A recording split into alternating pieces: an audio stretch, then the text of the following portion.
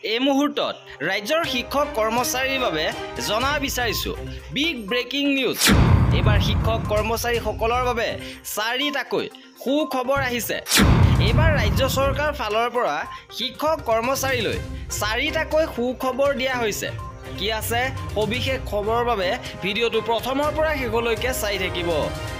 শেহতীয়াভাৱে সদৌ অসম ষ্টেট পুল শিক্ষক সন্থাৰ সৌজন্যত তথা সদৌ অসম যৌথ মঞ্চ BTAD শিক্ষক সংস্থা আৰু অপশ্যন ফৰ্মত চহী কৰা সন্মানীয় শিক্ষক প্ৰতিনিধিৰ এটা উমৈহতীয়া প্ৰতিনিধিৰ দলে সন্ধিয়া 6:30 বজাত জনতা ভৱনত অসমৰ মাননীয় শিক্ষামন্ত্ৰী ডাক্তৰ ৰণোজ পেগুদেৱক সাক্ষাৎ কৰিছে।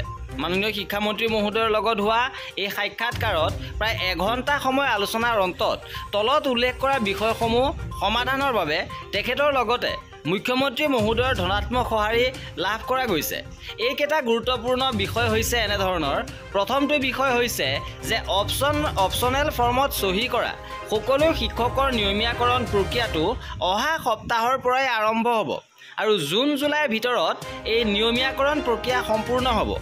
দ্বিতীয়তে এই নিযুক্তি 1/4/2024 পৰাই কাৰ্যকৰী হ'ব, যিহেতু সেয়া কেবিনেটৰ সিদ্ধান্ত আছিল। ইপিনে তৃতীয়তে নিয়মীয়া নিযুক্তি নিজ নিজ বিদ্যালয়তে হ'ব। তাৰ বাবে চৰকাৰৰ ওচৰত যথেষ্টখিনি পোষ্ট আছে আৰু প্ৰয়োজন হ'লে নতুন পদৰ প্ৰৱৰ্তন কৰা হ'ব। ইপিনে উল্লেখ কৰিছে 4 নম্বৰত যে 30 জুনৰ ভিতৰত ৰেচনেলাইজেশ্যনৰ কাম সম্পূৰ্ণ হ'ব। ইতিমধ্যে বিদ্যালয়সমূহৰ যি শিক্ষকসকলৰ ৰেচনেলাইজেশ্যন চলি আছে, এই কাম 30 জুনৰ ভিতৰত সম্পূৰ্ণ কৰিব বুলি জনাইছে। আৰু কৰ্মচাৰীসকলৰ এনেধৰণৰ খা খবৰৰ বাবে আমাৰ চেনেলটো ছাবস্ক্ৰাইব কৰি ৰাখিব। ভিডিঅ'টো শেষলৈকে চোৱাৰ বাবে বহুত ধন্যবাদ।